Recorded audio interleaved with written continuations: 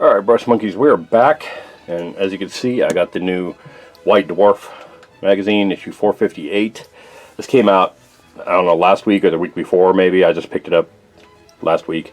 Comes with a lot of extra stuff. I'm not going to talk about this magazine, though. There's 100 other videos online talking about the new White Dwarf and going page by page by page of everything they have in there.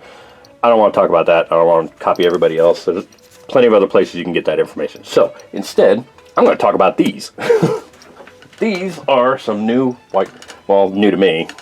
These are back issues of White Dwarf that I picked up at a half-price books here in Kansas City.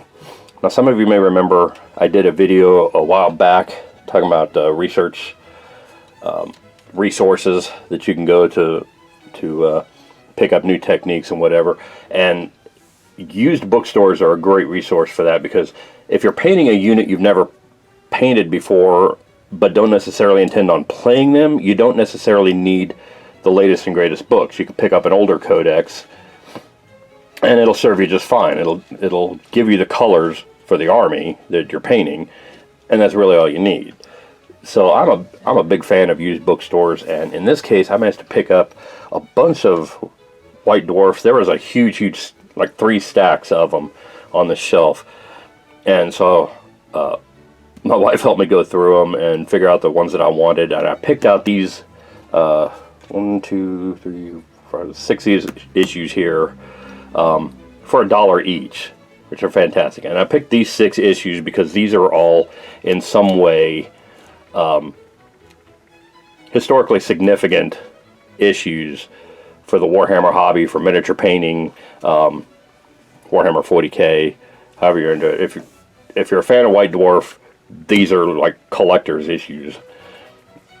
So I wanted to go through these and show you what I found. So first and foremost, obviously, this one's got the big 4 on the front. This is the cover of the 4th edition. This is when the 4th edition of Warhammer 40K came out.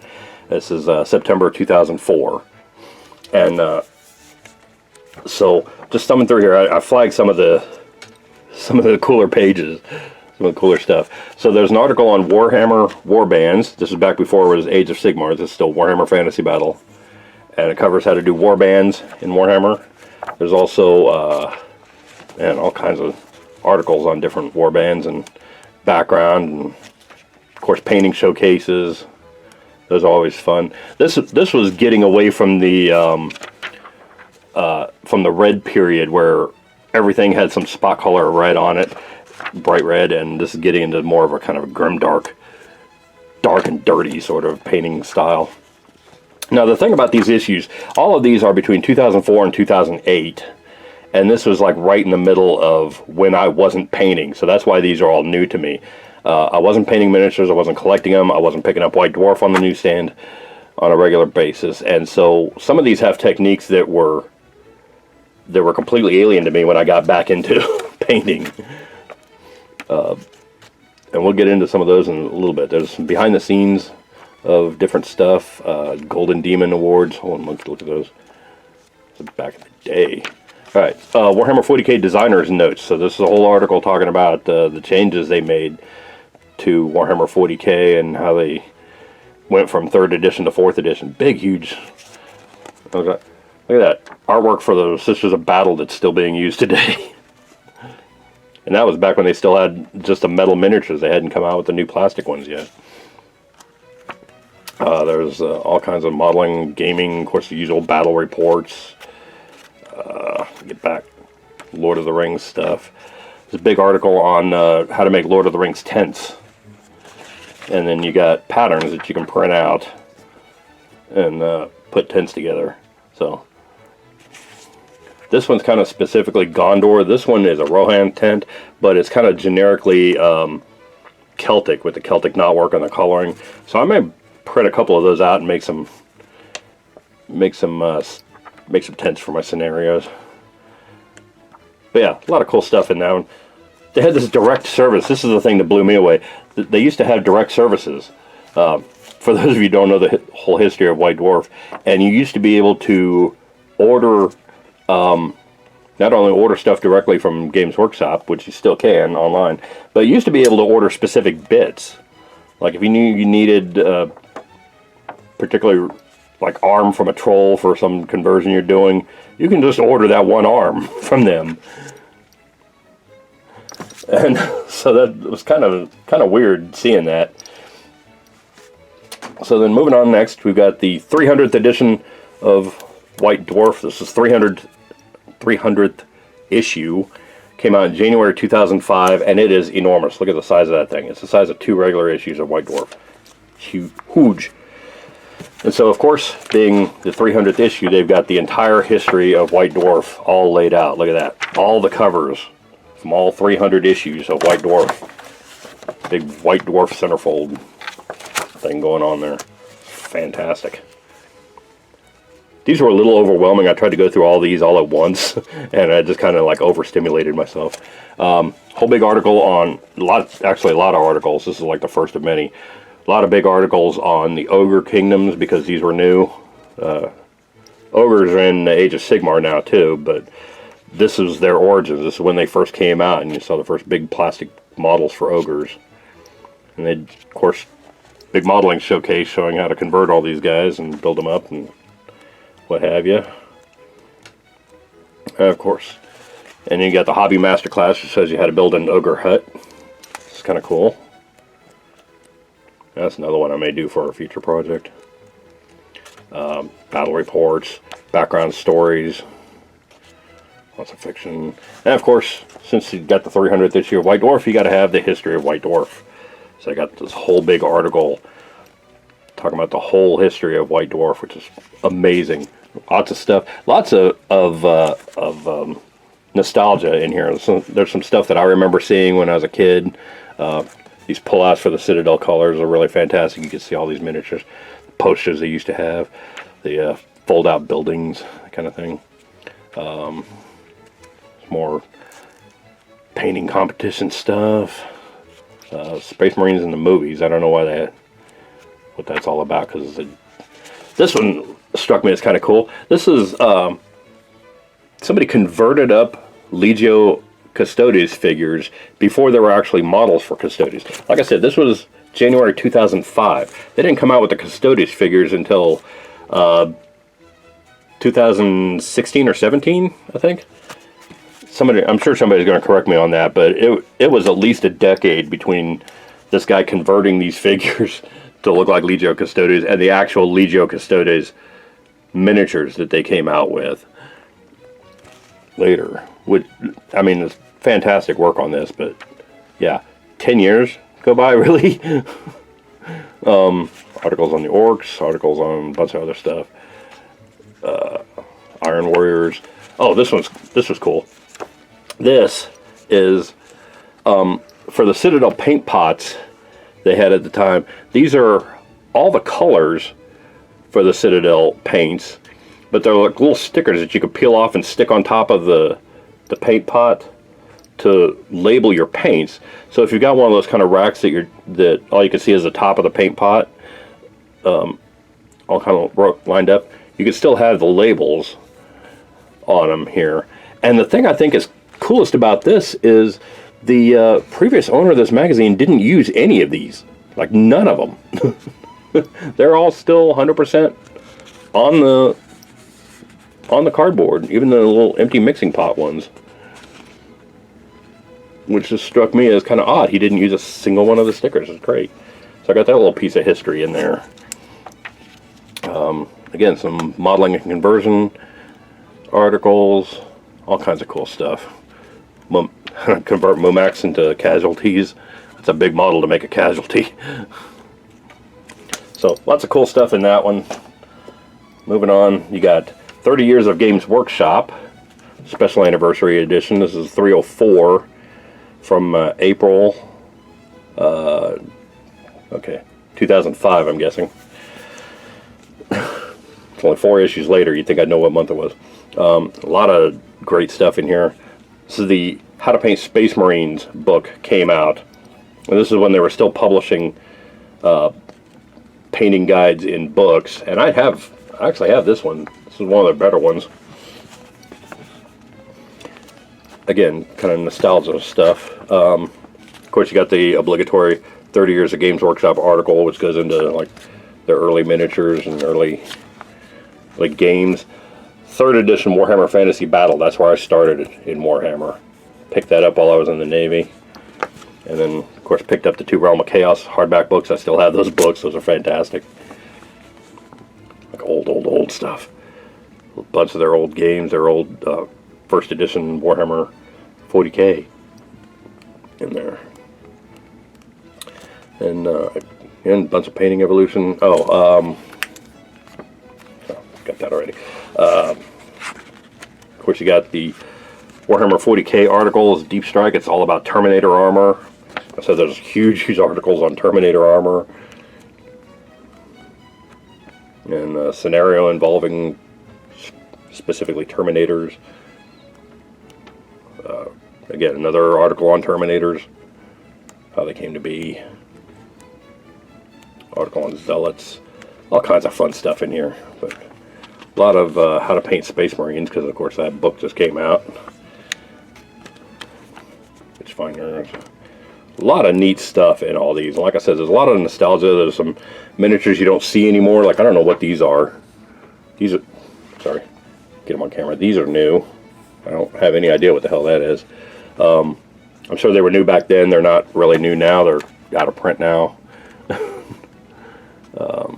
How to build scenery for Warhammer or Lord of the Rings. A bunch of scenarios for Lord of the Rings. There's a Games Workshop hobby tools. They used to have a lot more hobby tools. Used to have side cutters that were 7 pounds. I think the new ones they came out with were what, 40? Like ridiculous price. You can see how much the prices have changed in just a little over 10-15 years. Again, you get here's what I was talking about, where you can order these guys, but you can also just order the bits separately. Give separate item numbers for the bits for conversions. All kinds of fun stuff. This one here is my favorite one out of the bunch. You can see I got a shit ton of tags in this thing. This is my favorite one out of the bunch because, well, for a lot of reasons. One, it was when they released the foundation paints. This is from April 2007. It's when they came out with the foundation paints. It's not the generation of paints they have now, but the one just before it. And those were new at the time. Okay. They also brought back Harlequins, which Harlequins are amazingly fun to paint. This is a great article to have if you're into painting miniatures, because there's so much stuff in here that's geared towards miniature painters. So you got the obligatory article on the new foundation paints and how they work. This was essentially, the foundation paints were what would eventually become the base paints in the new system. Also got new terrain. So I got big plastic buildings, which is new. Again, you got articles talking about classes for the new paints. Harlequins, those were brought back to Warhammer 40K in this article. So that, of course, there's a ton of articles about Harlequins, how to paint their diamonds on there. Harlequins are a ton of fun for miniature painters because there's really no rhyme or reason or hard set rules for how they have to be painted. And so you can kind of just let your imagination go nuts on these guys and paint them however the hell you want. So there's a lot of fun to be had in painting those guys. I painted up a unit of Harlequins in kind of a Mardi Gras scheme, so they were all metallic blue, green, purple, and gold, and they look amazing. I love them. Of course, battle reports for Harlequins.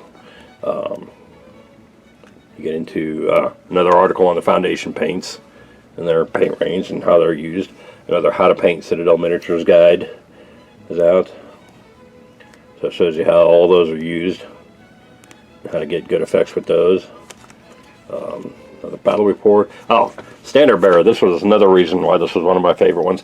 This is a whole article on the history of Citadel miniatures. So it goes into like some of the early miniatures, like before they had those slaughter bases, and then some of the old plastic 40K kits, and just goes all into how they created the painting hobby and started their lines of paints and inks and things like that. It was fantastic stuff for miniature painting hobbyists. Again, another article on color, but this one's on layering.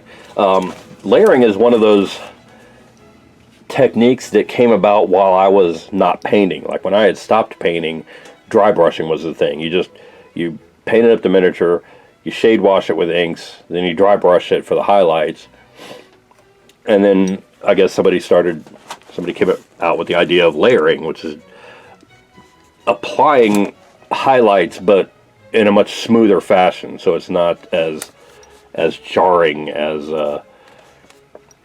it is with dry brushing. Or it's not necessarily jarring, but dry brushing looks rough. Dry brushing looks like, if you want the cloak to look like it's made out of rough spun wool, then dry brush the highlights.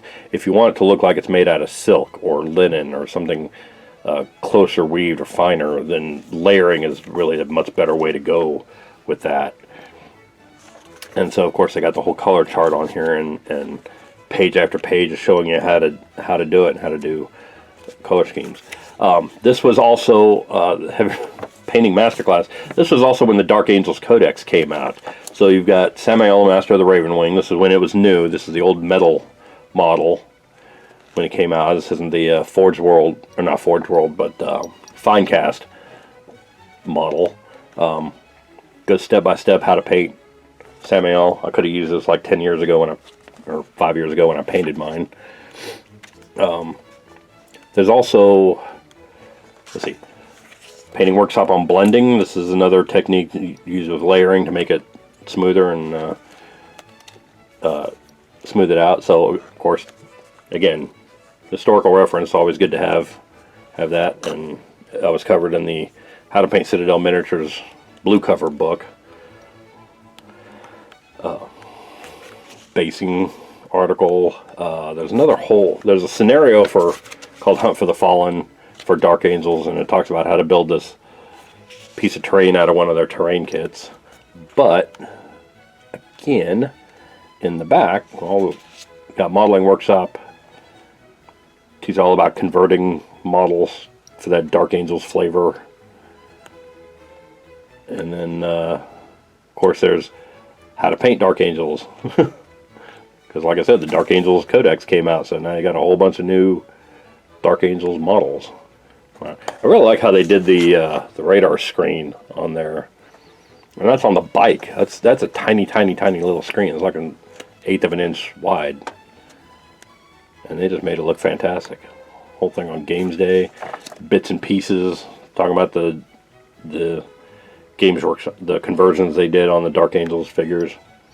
So yeah, Dark Angels, new paints, new paint techniques, new scenarios, new factions to paint, all kinds of fun stuff to be had in that one. That was definitely the highlight of my collection right there. Had to grab that one. And of course, if you've got 30 years of Games Workshop, you got to have 30 years of White Dwarf. So you got that anniversary. Again, came out with another new terrain kit, so they've got an article on that. They've got, oh, look at that, all kinds of new terrain stuff. Nifty, nifty stuff. Some of these buildings I don't think you can even find anymore. I'm sure my friend Halidar knows all about these terrain kits. He's probably got like 4 of them. But yeah, I've never actually seen these terrain kits because I don't think they're in production anymore. But then you got this whole article on Wargames terrain and using terrain in your games and different things like the buildings and forests and all this kind of stuff. It's almost like using terrain wasn't done up until now, but I don't know. Every so often you got to return to basics and talk about stuff that people already know. Whole big article on dwarfs, battle reports, obviously, and then of course 30 years of White Dwarf. You got to have the 30 years of White Dwarf article. Talks about all the articles. White Dwarf. The first article. Again, a lot of nostalgia in here. A lot of issues that I remember. Like when 40K first came out, I remember a couple of these. That issue. I remember that one because that one always cracked me up because that was that was the character from the movie Heavy Metal, and I couldn't figure out why it was on the cover of White Dwarf, because it didn't have anything to do with Games Workshop or Citadel Miniatures. They didn't come out with a miniature of the characters from from Heavy Metal, but apparently the artist that did that cover did work for White Dwarf and did work for Games Workshop. So I don't know. But then you got the whole, again, still getting in the whole history of it. This was April '96. This was when the first Thunderhawk model came out, and this thing was metal when it was new. It's 5.6 kilograms. This thing is huge. It's ridiculous. And then you got, of course, Legends of the White Dwarf that tells you all about the origins of the character himself, Gorbrin. I'm going to mangle that name. Where is it? Grombrindal, the White Dwarf. Again, articles on the, I guess the Angel Codex Angels of Death came out, and so they've got all the Blood Angels stuff. Warhammer buildings for, this is their modeling their new plastic terrain kit. Different ways you could do that. All kinds of fun stuff in here. And then last but not least, I got this one. This is White Dwarf 342 from July of 2008, and obviously this is the I started out with the new release of 4th edition. This is the new release of 5th edition Warhammer 40k. And they used to had a big collector's edition that came out in the hardback book. I think that was the first one that did the hardback collector's edition. They also have Gamers edition, all these templates. These are the plastic templates that used to come with the box sets. So this is when they first showed up. That's it.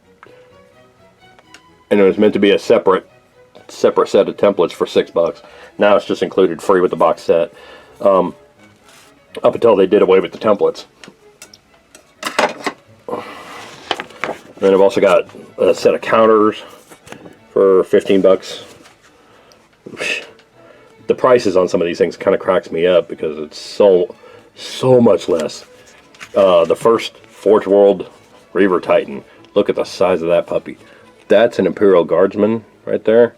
That is how tall this giant lump of resin. It's just amazing. I don't even want to think about how much that thing cost. And of course you got the whole article on Warhammer 40k, getting started in Warhammer 40k, which is good to see what's changed and what hasn't. There's actually an article called Time for Change. Tells you everything they changed from one edition to the next, which is fantastic. Again, great painted miniatures. Their little tokens they've got there. All kinds of fun stuff in here. Article with the game designers talking about what they've changed and what they updated, and the history of Warhammer 40k from the 1st edition, 3rd edition, 4th edition. What's coming up? All kinds of fun stuff. Battle reports, obviously. They always have battle reports. Got a few different battle reports. Using demons in Warhammer 40k. This was kind of cool. Toolbox, the battle mat. This is when they sold a felt blanket for, I think, $40. It's kind of cracked me up because it's basically the same thing. You can go down to an armory surplus store and get one of those green wool blankets for like $5. And they were selling it for several times that. New article on the new washes when those came out. This is again the black pots that they had the new foundation paints in. This was the washes, and this one they started color coding them because they had the black top for the washes and I think white tops for the foundation paints. And again, new edition of how to paint Citadel miniatures. So you've got whole articles on how to use these fantastic washes.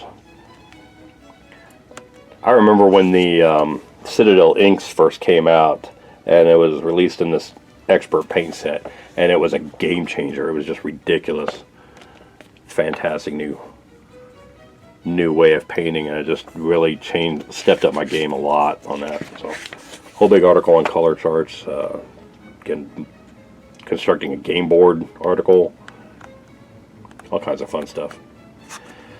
So yeah, there's your historical walk down memory lane with White Dwarf. Old back issues of White Dwarf and other gaming magazines are a fantastic resource for, like, I don't think I had anybody actually sit down and show me layering. Now I've got an article that details it step by step and help you brush up on some techniques and maybe stuff you're not as familiar with. Also, take a walk down memory lane to see some of the old miniatures and things like that. Used bookstores are a great resource for finding stuff like this, so definitely go check it out. Like I said, a lot of times you can find them fairly cheap. These were $1 each. So anyway, that's all I got for today. Thanks for watching, and I will see you guys later. Bye.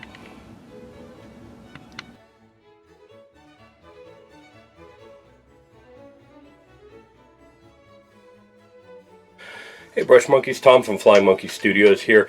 If you like what you see, click like down below. If you want to be notified when new videos come out, click subscribe. Both of those help me with my YouTube numbers and help support me doing what I do best.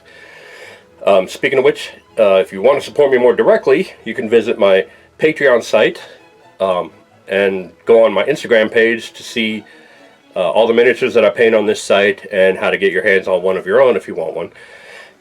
We're also on Facebook and Twitter. You can check both of those to see when new videos get posted.